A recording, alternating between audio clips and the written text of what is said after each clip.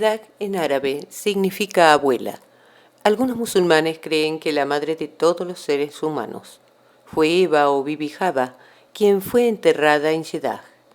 Acabamos de aterrizar en Jeddah y quería llegar a la Meca lo antes posible para recorrer Umrah. Por el poco tiempo que tuvimos, este lugar fue nuestra primera parada. La puerta del cementerio que se abre es ya una fortuna, porque los guardias prohíben a cualquiera que quiera entrar sin algún propósito razonable. Tuve suerte de que los guardias no solo me dejaran entrar, sino que también me dejaron vagar libremente. Puede ser que fuera por mi vestimenta, que pensaron en mí como un hombre saudita. Sin embargo, mantuvo un ojo vigilante en mí para que no tomara ninguna foto, pero me las arreglé para hacerlo. Los sepulcros aquí no tienen lápida. Así, nadie puede saber exactamente dónde fue enterrada Bibi Jaba. Su tumba solía tener una estructura hasta 1928, en que el príncipe Faisal, virrey de Hejaz, lo tenía nivelado. En 1975, el suelo del legendario cementerio de Eva estaba sellado en concreto para evitar que los peregrinos rindiesen homenaje u oraran allí. Debido a las filas de tumbas sin marcar, no hay nada que indique si la tumba de Eva ha estado allí. Aunque no hay evidencia arqueológica absoluta suficientemente antigua como para autenticar la historia del entierro de Eva aquí, la leyenda persiste. Dicho esto, los visitantes sauditas a este sitio mantienen la leyenda viva, incluso en ausencia de pruebas científicas. Los famosos viajeros árabes como Ibn Battuta e historiadores que han pasado por aquí hace cientos de años e incluso algunos compañeros del profeta Muhammad sallallahu alaihi wasallam han hecho referencia a la tumba de Eva en este área.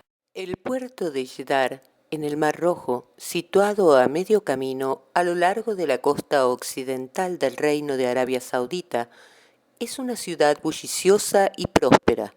Su ubicación en las antiguas rutas comerciales y su estatus como el puerto marítimo y el aeropuerto para los Hajján, que visita la ciudad santa, Meca, han asegurado que Jeddah es la más cosmopolita de todas las ciudades de Arabia Saudita. Me sorprendió ver tantos edificios hermosos en esta ciudad en cualquier lugar al que fui. Jeddah fue fundada como una aldea de pesca en el 522 a.C. por los yemeníes. Desde el siglo VII después de Cristo se estableció como un importante puerto para las rutas comerciales del Océano Índico, la canalización de mercadería a la Meca. Era también la entrada para los peregrinos musulmanes a la Meca que llegaban por el mar. Estos roles gemelos hicieron que la ciudad se convirtiera en un próspero centro multicultural, caracterizado por una tradición arquitectónica distintiva. La historia de Jeddah refleja el florecimiento final del comercio del mar del Océano Índico después de la apertura del Canal de Suez en 1869 y la introducción de los barcos de vapor que unió Europa con la India y Asia. Esto trajo enormes riquezas a muchos comerciantes. Además, el aumento de los buques de navegación marítima permitió a muchos peregrinos hacer la peregrinación a la Meca, lo que dio lugar a una ampliación en la provisión de alojamiento para estos visitantes. A finales de la década de 1970, la población de Jeddah se estimaba en cerca de 1 millón. En 1993, la población había superado la marca de 2 millones. Con una población actual de 3.4 millones de habitantes, Jeddah es la segunda ciudad más grande de Arabia Saudita. Económicamente, está centrada en el desarrollo de la inversión de capital en el liderazgo científico y de ingeniería en Arabia Saudita y Oriente Medio. Jeddah fue independiente clasificado cuarto en África. El extraordinario crecimiento exigido por los programas de desarrollo del reino se ha logrado en un periodo notablemente corto. Al mismo tiempo, las consideraciones estéticas no han sido ignoradas. Jeddah ahora cuenta con algunos de los ejemplos más bellos de la arquitectura moderna en el mundo. Las avenidas arboladas y las esculturas de bronce atestiguan el éxito del programa de embellecimiento de la ciudad.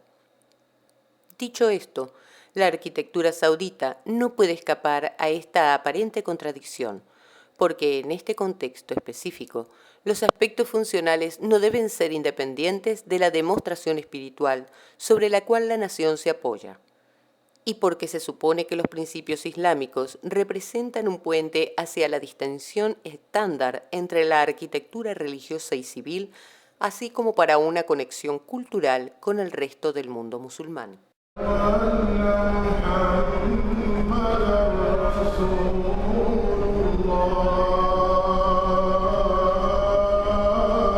Desde Yidar queríamos salir a la Meca tan pronto como fuera posible para realizar Umra, y para eso tuvimos que llegar primero a uno de los 6 miecas a punto de partida para poner Ihram. En lugar de ir al lugar más cercano, decidimos ir a Rabigh. Tomamos la autopista 5 y después de viajar 200 kilómetros, tomamos una salida para Rabigh. Rabigh es también uno de los miecas y está situado a lo largo del Mar Rojo. Aquí primero fuimos en busca de Gadir, que está cerca. Este lugar es difícil de encontrar, pero si quieres visitarlo, en vez de tomar a la izquierda hacia el otro lado de la autopista a la ciudad de Rabigh, gira a la derecha. A unos metros, gira a la izquierda. Por desgracia, todos los signos de un lugar histórico muy significativo del agujero de agua de Gadir han sido eliminados por el día de la quema de las palmeras y la demolición del pequeño edificio que una vez existió aquí. Incluso el pozo de agua ha sido demolido. Pero puedes encontrar este lugar con la ayuda de GPS y mapa de Google. El profeta Muhammad sallallahu alaihi wasallam realizó su última peregrinación en el año 10 después de Cristo. Después de completar su peregrinación, que también se conoce como Ghayat al-Wida, el profeta dejó Meca hacia Medina. Era domingo 18 de Dhul-Hijjah, o el 15 de marzo del 632 después de Cristo. Cuando el profeta llegó a este lugar y el siguiente verso del Corán fue: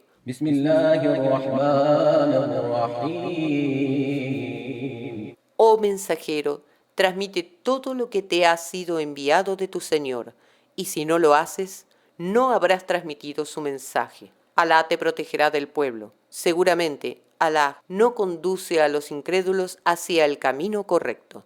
Surah Al-Maida, verso 67. Al recibir el versículo, el profeta envió a todas las personas que han estado adelante para volver y esperó hasta que todos los peregrinos se quedaran atrás. Llegaron y se reunieron. Ordenó a Hazrat Salman Farsi que usara rocas y herramientas de camellos para hacer un púlpito para poder hacer su anuncio. Entonces el mensajero de Alá declaró: Oh pueblo, Alá, el más amable omnisciente, me ha dicho que ningún apóstol vive más de la mitad de la edad de quien lo ha precedido. Parece que el tiempo se ha acercado cuando ya se he llamado, y debo responder a ese llamado. ¿No testificas que no hay más Dios que Alá y que Muhammad es su siervo y apóstol, y que su cielo es verdadero, que su infierno es verdadero, que la muerte es verdadera, la resurrección después de la muerte es verdadera, que no hay duda de que el día del juicio vendrá y que Alá resucitará a los muertos de sus tumbas? Ellos dijeron: sí, lo damos por testigo. Entonces él dijo: yo te dejo 2 cosas preciosas y si te aferras a ellas, nunca te extraviarás de mí. Ellas son el libro de Alá y mi progenie. Ese es mi Alul Bey. Esos 2 jamás deberán separarse uno del otro hasta que vengan a la piscina del paraíso. Entonces el mensajero de Alá continuó: ¿no tengo más derecho sobre los creyentes que sobre lo que tienen sobre sí mismos? La gente lloraba y respondía: sí, oh mensajero de Dios. Entonces el profeta Muhammad sallallahu alaihi wasallam levantó la mano, Haratali Banevi Talab, y dijo: hombre culto, malvajo, Bahasa Ali y un maula. Para quien quiera, yo soy su maula. Ali es su maula. Después del discurso, los compañeros del profeta felicitaron al Hazrat Ali alayhi salam por este honor. El propósito de este discurso es considerado de manera diferente entre los estudiosos chiíes y sunitas. Sin embargo, en esta fecha, los musulmanes chiíes celebran el Eid Gadir en todo el mundo. Después de visitar Gadir en Rabigh, En Maseyed Emekatal Yifar tomamos un baño, hice una intención de umreh y cambiamos nuestra ropa a 2 pedazos de grandes toallas blancas de algodón. Luego, estábamos en camino hacia la ciudad santa de la Meca.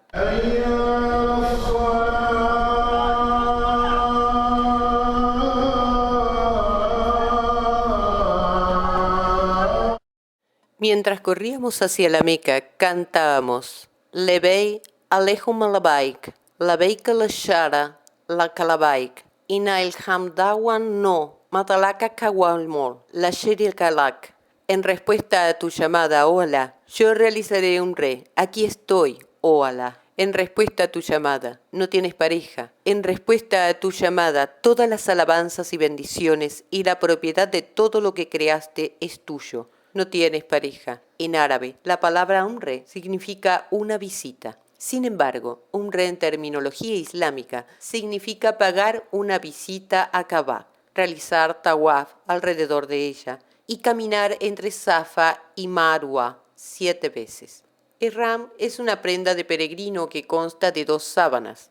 Esto tiene la intención de hacer que todos parezcan iguales. Ihram también contribuye a un sentimiento de unidad que tienen los peregrinos cuando están en la ciudad de la Meca. Todos ellos son hermanos y hermanas unidos para adorar a Dios. Los musulmanes, si pueden pagar una vez en su vida, deben ir a la Meca para realizar el Hajj. El Hajj es el día 10 del calendario musulmán el mes pasado. El resto del año se puede realizar umreh y esa es la razón por la que estábamos allí. La umreh no es obligatoria, pero es muy recomendable. En este estado, ciertas cosas que se permiten en la vida normal no eran permitidas. Algunas de ellas son la caza, la unión sexual, el uso de perfume, el uso de ropa cosida por los hombres, mirarse al espejo, usar zapatos, zapatillas o calcetines, matar a los insectos, embellecerse, cubrir la cabeza para los hombres, cubrir las caras aún en las mujeres, refugiarse en el lugar sombreado para los varones, sangrando del cuerpo, cortar uñas, llevar armas, etc. Está estrictamente prohibido que los no musulmanes ingresen a la ciudad y esto es fuertemente impuesto. Se proveen señales de tráfico para guiar a los no musulmanes. Cuando llegamos a la Meca, después de dejar nuestro equipaje en el hotel, nos precipitamos hacia Masjid y Jeram, o Santo Kaaba. El segundo pilar de umreh es el tawaf, que nos obligó a recorrer la Kaaba 7 veces. Tawaf se inicia y termina enfrente del Hajar al-Aswad, mientras se enfrenta a esta piedra sagrada. Según lo requerido, caminamos hacia la izquierda, manteniendo la Kaaba a nuestra izquierda. Cada vez que llegábamos paralelamente al Hajar al-Aswad o a la piedra negra, levantábamos las manos apuntando hacia él y diciendo: Birmilallah Wekbar, en el nombre de Alá, Alá es el más grande. La Kaaba fue la primera casa construida para adorar a Dios Todopoderoso por el profeta Abraham alayhi salam, con la ayuda de su hijo Ismail alayhi salam. La cubierta de la Kaaba fue colocada por primera vez por el profeta Ismail alayhi salam. La construcción no tenía techo, fue el Quraysh quien levantó las piedras de la Kaaba y agregó un techo. La Kaaba es una estructura de ladrillo cuboide que está hecho de granito. Se trata de 36 por 42 pies. El piso del interior se encuentra a unos 7 pies sobre la superficie del suelo. La Kaaba funciona como la Qibla, la dirección a la que los musulmanes rezan 5 veces al día, sin importar dónde estén en el mundo. Es importante mencionar que los musulmanes no rezan a la Kaaba, sino funciona simplemente como un punto direccional unificador. Hajar al-Aswad se encuentra en la esquina oriental de la Kaaba. Fue traído del paraíso y presentado al profeta Abraham alayhi salam para ser colocado en la esquina de la Kaaba. El área entre el Hajar al-Aswad y la puerta de la Kaaba se llama Multazam. Tiene aproximadamente 2 metros de ancho y es un lugar donde las dudas, súplicas, son aceptadas. La entrada de la Kaaba está en su lado este. Originalmente fue a nivel del suelo, pero se levantó cuando los Quraysh reconstruyeron a la Kaaba. El Mizab es el pico de oro donde cae el agua de la lluvia en el techo de la Kaaba. Y Hatim es el área en forma de medialuna inmediatamente adyacente a la Kaaba. Parte de ella también se conoce como Hisherid Meil, ya que este fue el lugar donde el profeta Abraham alayhi salam construyó un refugio para el profeta Ismael alayhi salam y su madre, la señora Haira Salvatul alayha. Tawaf debe realizarse completamente fuera del área del Hatim. En Maqam Ibrahim se refiere a la piedra sobre la cual estaba el profeta Abraham alayhi salam mientras estaba construyendo la Kaaba. Dios hizo que el rastro de sus huellas quedara sobre la piedra como un recordatorio para los creyentes entre sus descendientes. Esta esquina de la Kaaba se llama Rukn Yamani porque está situada en el lado de la Kaaba que está frente a Yemen. La Kaaba, también conocida como Beitullah, la casa de Dios, es la que hace que venga una sola pregunta. ¿Es esta la casa de Alá? Nunca vivió aquí, no vive aquí y no tiene planes futuros de vivir aquí. Él es la Makan, que significa el que no tiene una casa. Entonces, ¿por qué tener una casa que no se utiliza? Alá no puede crear nada sin una razón y mucho menos una casa tan importante. Más tarde, un sabio de renombre mundial me dijo: todos nosotros tenemos dos lugares designados, uno en el que trabajamos y lo utilizamos por razones oficiales. El otro es el hogar. Alá ha designado a Arsh como su lugar oficial y Kaaba como su hogar. Nunca ha vivido ni trabajado en ninguno de los dos lugares. Sin embargo, Él ha designado estos dos lugares y ha sido utilizado una vez por razones muy importantes. Arsh fue usado cuando invitó al profeta Muhammad sallallahu alaihi wasallam en el tiempo de Miraj para mostrar sus creaciones. Kaaba fue utilizado una vez cuando Hazrat Ali alayhi salam nació dentro de esta casa de Alá, donde a su alrededor realizamos el ritual de Tawaf. De todos modos, después del séptimo círculo completado, nos acercamos a Maqam e Ibrahim y oramos 2 oraciones rajás, cortas. Luego volvimos a la piedra negra y la toqué.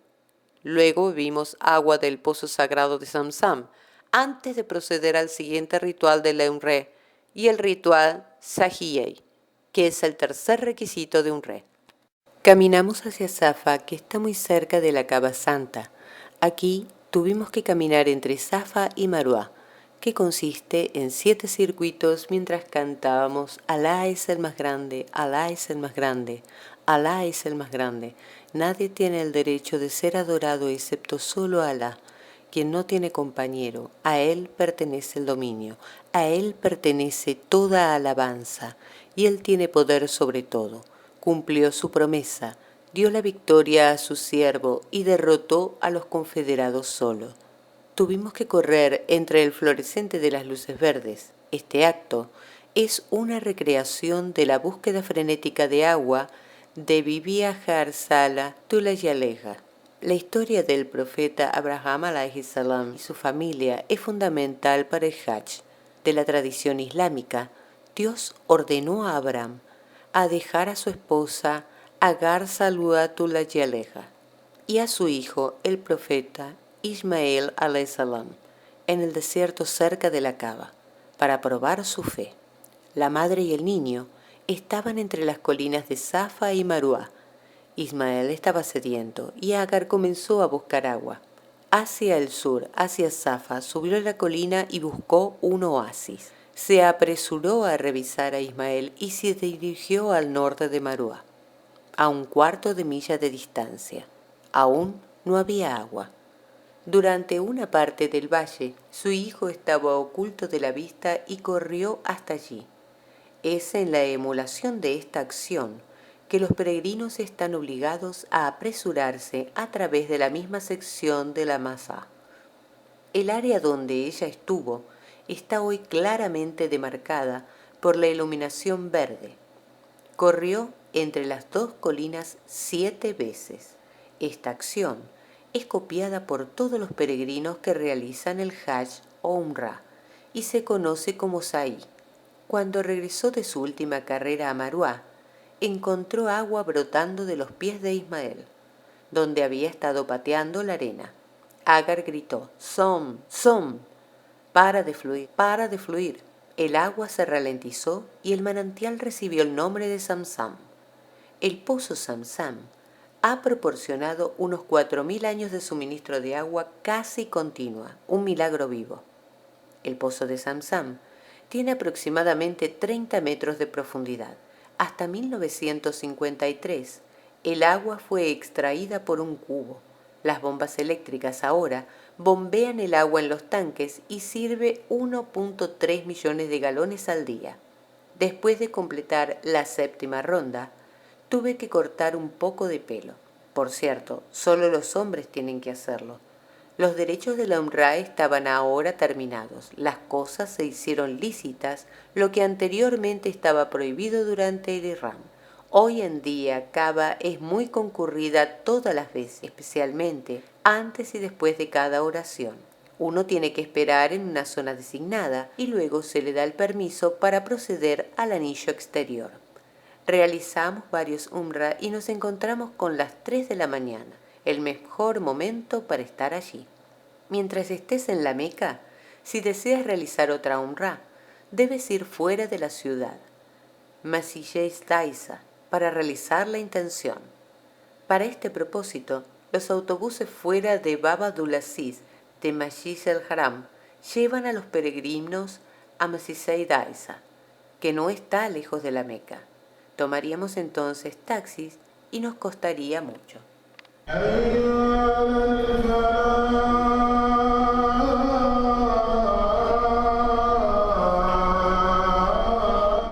Este es el desierto rocoso de Mudalifá, donde los peregrinos Hajj acampan durante la noche y duermen a cielo abierto en el 9º Dhul Hijjah, segundo día de Hajj. Tiene 4 kilómetros de largo y cubre un área de 12,25 kilómetros cuadrados. Esta es Mina. Aquí, los peregrinos duermen toda la noche del 8, 11 y 12 del mes de Dhul Hijjah. Usaban tiendas tradicionales de algodón hasta 1997, cuando la ciudad de la tienda se quemó y muchos peregrinos perdieron la vida. Desde entonces, utilizan material resistente al fuego en las tiendas de campaña.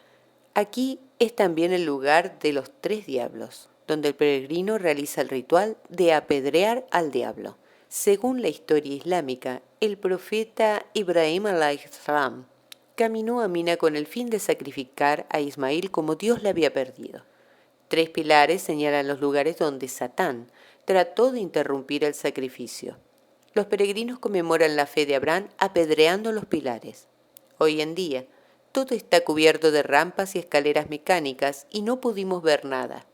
El sacrificio de un animal se puede hacer desde la mañana del 10 al atardecer del 12. Dhul Hijjah es una parte del ritual Hajj. Esto es Masjid el-Kaif. Esta mezquita está situada al pie de una montaña en el sur de Mina, cerca de Jamarat más pequeño. Fue en este lugar que el profeta, que la paz y las bendiciones de Alá sean con él, y muchos otros profetas antes de él realizaron oraciones.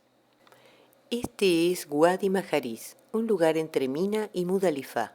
Allí Alá destruyó a Abraham y a su ejército de elefantes. Este incidente está mencionado en el Surafil. Es una para Hajjaj, los peregrinos, a que caminen rápidamente pasando a esta zona como el profeta hizo, ya que era un lugar de castigo de Alá. Este es Masjid Nimará, en Wadi Urana, localizada en la llanura de Arafat. Cuando el profeta estaba en Arafat, en su Hajj, de despedida en el 9º día de Dhul Hijjah, 10 Hajj, acampó aquí. Después del mediodía pronunció su famoso sermón cerca del Wadi Urana, mientras estaba sentado en su camello, después de lo cual dirigió la oración. Más de 100.000 compañeros lo acompañaron en el Hajj. Este es Masjid Uqbaula, en Mina, cerca de la Meca. Sigue siendo la misma en el tiempo del profeta. Masjid Jirana se encuentra a unos 24 kilómetros al noroeste de Masjid Haram y es uno de los lugares donde los peregrinos entran en el estado de Irán para la actuación del Umrah.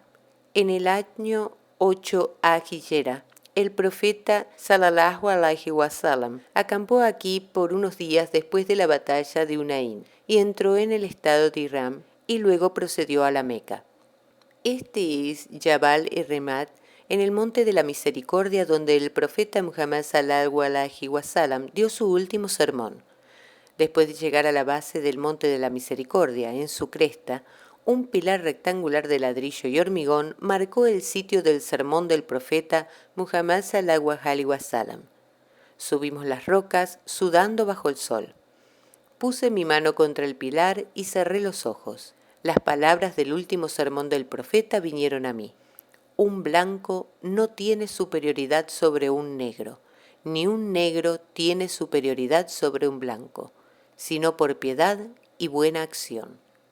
Este es Jabal Tur, que contiene una cueva donde el profeta Muhammad sallallahu alaihi wasallam y su compañero Hazrat Abu Bakr se ocultaron durante 3 días y noches de los Quraysh, durante la migración a Medina. Cuando los Quraysh vinieron a buscarlos, Hazrat Abu Bakr le dijo al profeta Muhammad que ellos eran solo 2 personas, pero el profeta le aseguró que Dios los salvaría. Cuando los Quraysh llegaron a la cueva, pensaron que nadie podía ir a una cueva con una tela de araña extendida por la boca y aves anidando cerca de ella. Esta es Jabal Hira, la montaña Hira.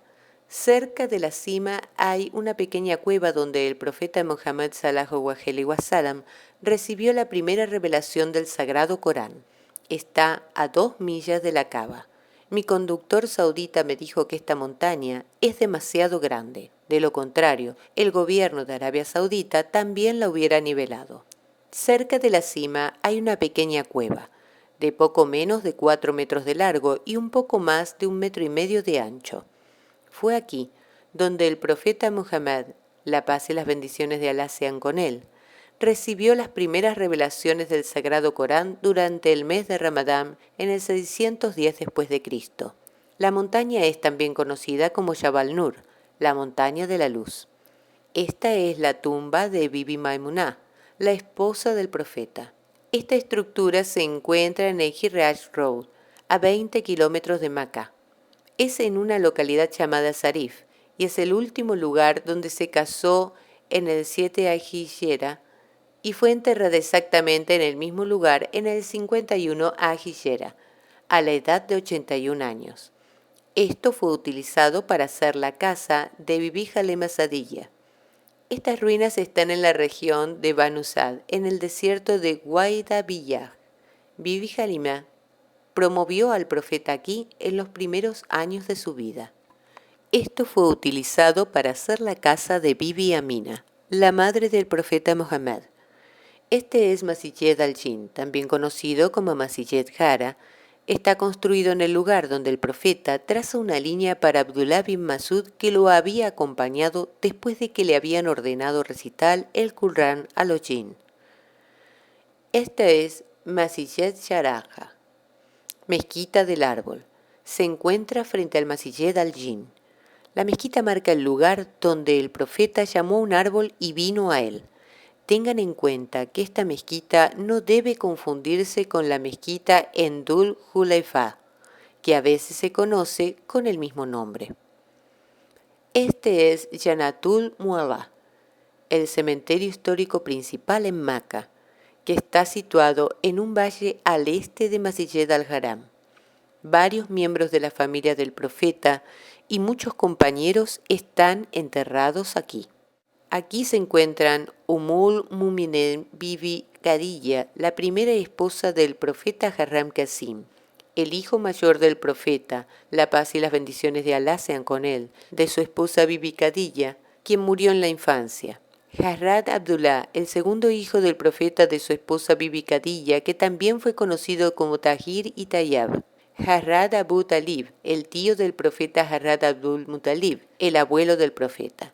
Esta es Masjid Raya, la mezquita de la bandera, situada en el lugar donde el profeta tenía su bandera plantada cuando conquistó la Meca. También se conoce como Masjid Shudariya. Este es el lugar de nacimiento del profeta en Shibanu Hashin en Meca. Nació el lunes 12 Rabi' al-Awwal, 22 de abril del 571 después de Cristo. En la actualidad, se trata de una biblioteca con el nombre de Maktaba Makka al-Mukarramah. Este es el valle de Abu Talib, donde los miembros de Banu Hashim y Banu al-Muttalib se vieron obligados a retirarse de la Meca y vivir aquí durante un doloroso boicot durante 3 años. Aquí solía ser la casa de Abu Talib, padre del Imán Ali. Esto es Hudabiya. La mezquita aquí marca el lugar donde el Tratado de Hudabiya tuvo lugar entre los musulmanes y los Quraysh en el 6H. Aquí se utiliza para el cementerio Jaliyah y esta zona está situada en el suroeste de Masayeh e Girán. Es donde antes del advenimiento del Islam, algunos de los árabes paganos solían enterrar a sus hijas vivas ya que creían que eran un signo de desgracia. Este lugar, en el noroeste de la Kaaba, muestra el lugar aproximado donde se encontraba la Darun Nadwash, casa de la asamblea. La casa funcionó como una casa de parlamento para las Quraysh, y fue de aquí que conspiraron para matar al profeta. La paz y bendiciones de Alá sean con él. Hay que tener en cuenta que esta zona se encuentra en el nuevo proyecto de expansión de la Santa Kaaba. Se cree que esta zona, al lado de la puerta de Babel Abdulaziz, ha sido la ubicación de la casa de Hani, primo del profeta y de la hija de Abu Talib.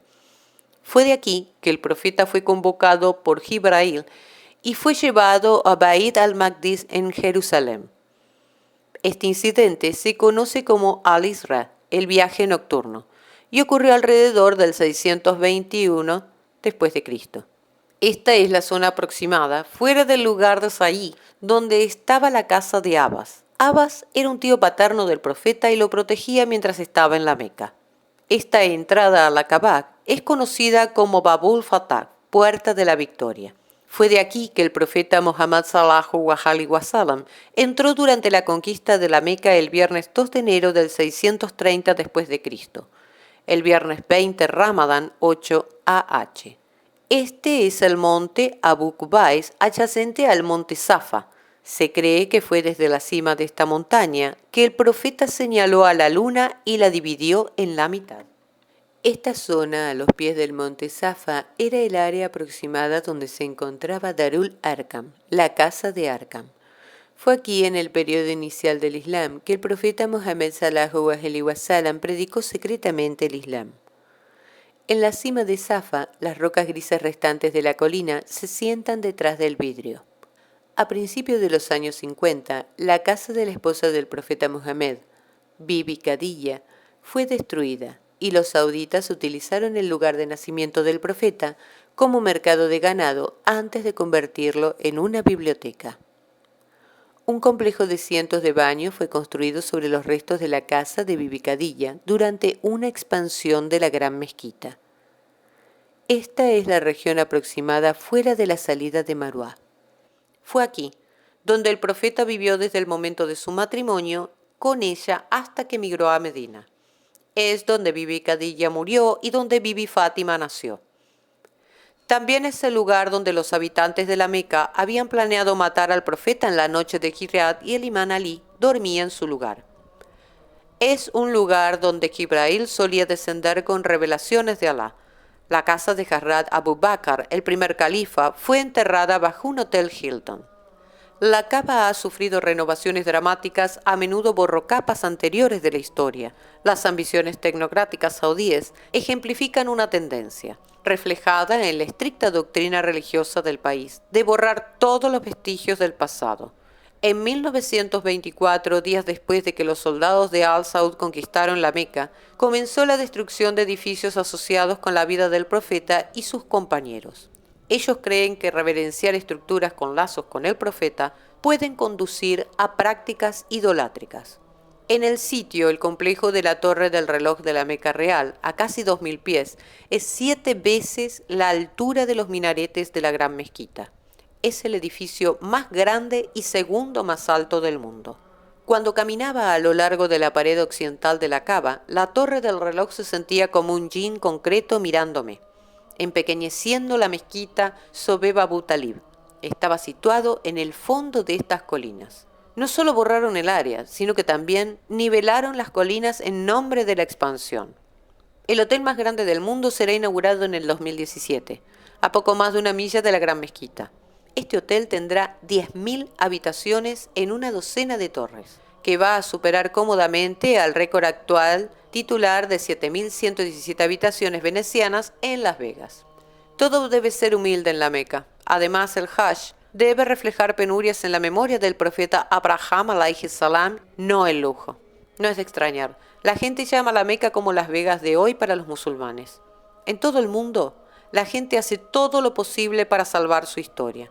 En cualquier lugar de Arabia Saudita al que fui, están haciendo todo lo posible para borrar la historia.